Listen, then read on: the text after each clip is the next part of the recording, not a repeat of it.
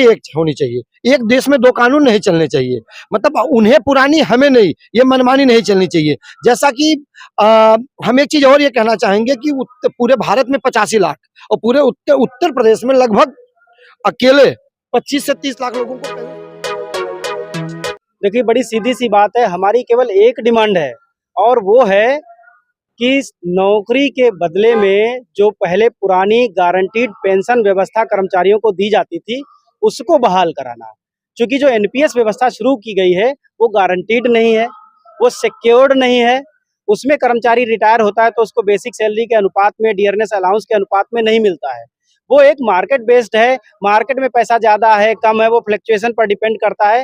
वो सिक्योर्ड नहीं है, गारंटीड नहीं। हम सरकार से केवल इतना कहते हैं कि जो गारंटीड व्यवस्था पहले चल रही थी कि अगर उसने 10 साल की नौकरी पूरी कर ली तो उसे पेंशन की गारंटी मिल जाती थी। हम सरकार से यही फिर से अपील कर रहे हैं कि आप हमें 10 साल की क्वालिफाइंग सर्विस पूरी करने के बाद half of the last basic salary plus dearness allowance के बराबर पेंशन देने की गारंटी दे दीजिए बस। क्या लग रहा है, क्योंकि इससे पहले भी धरना हुआ था और मेमोरेंडम जब सौंपा गया था तो कहा गया था इस पर ध्यान देंगे।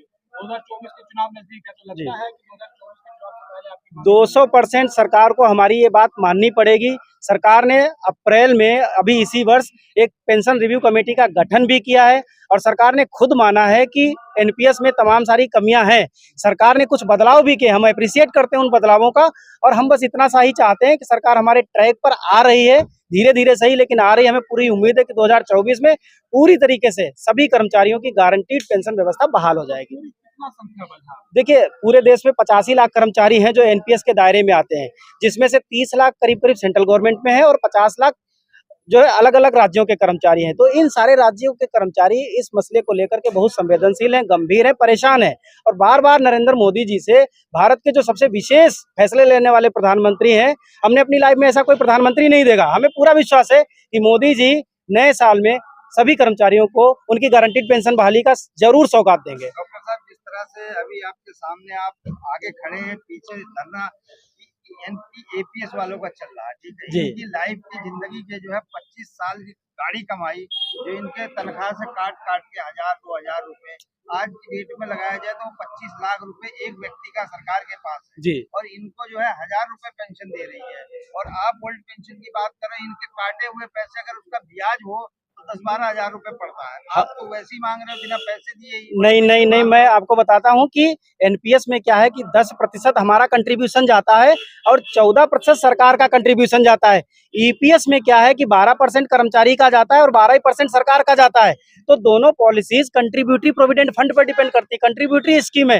दोनों पॉलिसीज में कोई ज्यादा अंतर नहीं है। ईपीएस में क्या करते हैं कि 12 के बदले जो 12 वाला हिस्सा है सरकार का, उसमें से 9% फंड में मिला देते हैं और 3% पेंशन के लिए रखते हैं। हम सरकार से यही तो डिमांड कर रहे हैं कि कर्मचारी का कंट्रीब्यूशन अलग रहने दो, सरकार का कंट्रीब्यूशन अलग रहने दो। रिटायरमेंट पे कर्मचारी का कंट्रीब्यूशन उसको दे दो गारंटीड ब्याज के साथ में, जो सरकार का कंट्रीब्यूशन बचता है उस पैसे पर आप कर्मचारी को जो है गारंटीड पेंशन शुरू कर दो। तो बहुत आसान है, कोई बहुत बड़ा काम नहीं है, सरकार की मंशा चाहिए। हजार मतलब कई सालों से वर्ल्ड पेंशन की बात कर रहे हैं और बड़े बड़े आंदोलन हुए हैं, बड़े बड़े रूप में हुए हैं, सरकार सुनी नहीं। आपके पास ऐसा क्या सोच है जो आपको मतलब इतना विश्वास है कि सरकार आपकी बात सुन लेगी? देखिए, हिंदुस्तान में कई तरह की पेंशन व्यवस्थाएं चलती थी, सब लोग अपनी ढपली अपना राग अलाप रहे थे, एक प्लेटफार्म पर नहीं थे। मुद्दे की समझ में कहूंगा कि वो सही तरीके से नहीं थी, जागरूकता नहीं थी, अवेयरनेस नहीं थी, जिसकी वजह से जैसे चाहे सीपीएफ हो, चाहे ईपीएफ हो और चाहे एनपीएस हो, ये तीनों कंट्रीब्यूटरी स्कीम है और सरकार ने इनको डिजाइन इसीलिए किया है ताकि हर आदमी को गारंटीड पेंशन मिल सके।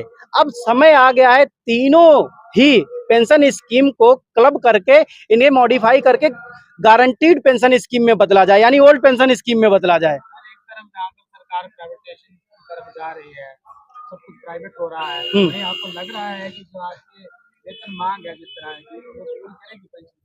बिल्कुल आपकी बात। प्राइवेट हो रहा है। देखिए, मुद्दा ये नहीं कि प्राइवेट हो रहा है, मुद्दा ये है कि जब दोनों के कंट्रीब्यूशन जा रहे हैं, 10% अगर हमारा जा रहा है, 14% सरकार का जा रहा है, तो कॉर्पस पे डिपेंड करता है। कंट्रीब्यूटरी पेंशन स्कीम है, बहुत आसान है, चूंकि सरकार का कहना है कि हम अपनी जेब से इंटरेस्ट नहीं दे सकते, तो इसके लिए उसे मार्केट में इन्वेस्ट करना पड़ रहा है।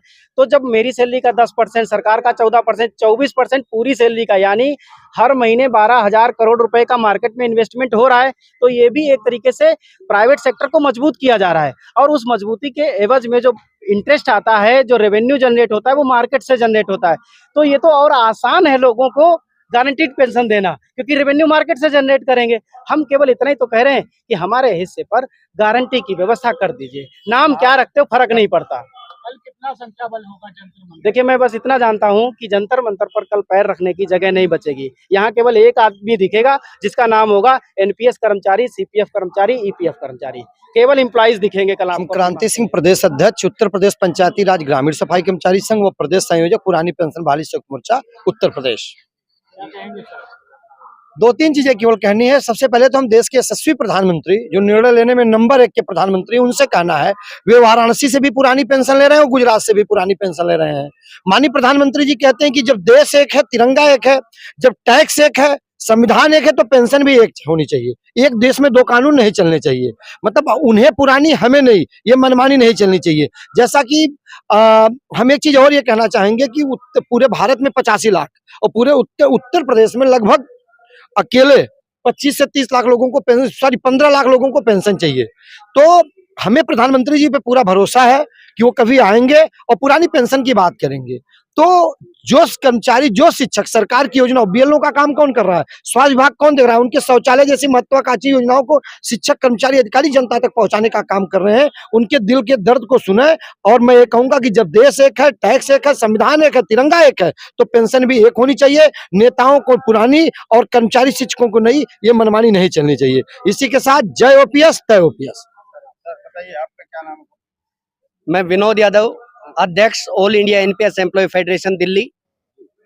मैं कैसा रहने वाला धरना प्रदर्शन भी जंतर मंतर का आपका होने वाला है? कल दिल्ली का जंतर मंतर पूरी तरह से भरा होगा और ये कल का दिन दिल्ली और देश के इतिहास में ऐतिहासिक होने वाला है। कहाँ कहाँ से लोग आने वाले हैं? हमें लगता है जो भी एनपीएस कर्मचारी हमारी आवाज को सुन रहा है, हमारी आवाज पहुंची है जहां तक, वहां तक के सभी एनपीएस कर्मचारी यहाँ पर उपस्थित होंगे। इस जंतर मंतर की धरती से सरकार क्या संदेश देगी? हम सरकार से केवल यही आह्वान करते हैं, जब एक देश, एक विधान, एक संविधान, फिर पेंशन अलग अलग क्यों, और इतनी अच्छी है तो माननीय ओपीएस क्यों। सभी से निवेदन, सरकार के माध्यम से हम यही चाहते हैं, पूरे देश में ओपीएस बहाल की जाए। जी, मैं प्रदीप सरल, प्रांतीय अध्यक्ष, यूटेक पेंशन बहाली मंच उत्तर प्रदेश।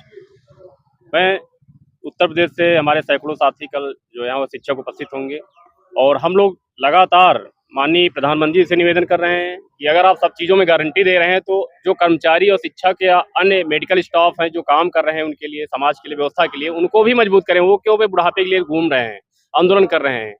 तो मैं माननीय प्रधानमंत्री जी से निवेदन करूंगा, माननीय योगी जी हमारे मुख्यमंत्री हैं उत्तर प्रदेश के, मैं उनसे निवेदन करूंगा कि शिक्षकों, कर्मचारियों की जो बहुप्रतीक्षित मांग है, इस पे एक गारंटी दे दें कि हम रिटायर होंगे तो हमें इतना मिलेगा, ये पता रहे। हम मार्केट के भरोसे बुढ़ापे में ना घूमे टहले इधर उधर। बस मैं यही अपील चाहता हूँ, आप लोग माध्यम से मेरी बात पहुंचे। जय ओपीएस, जय ओपीएस।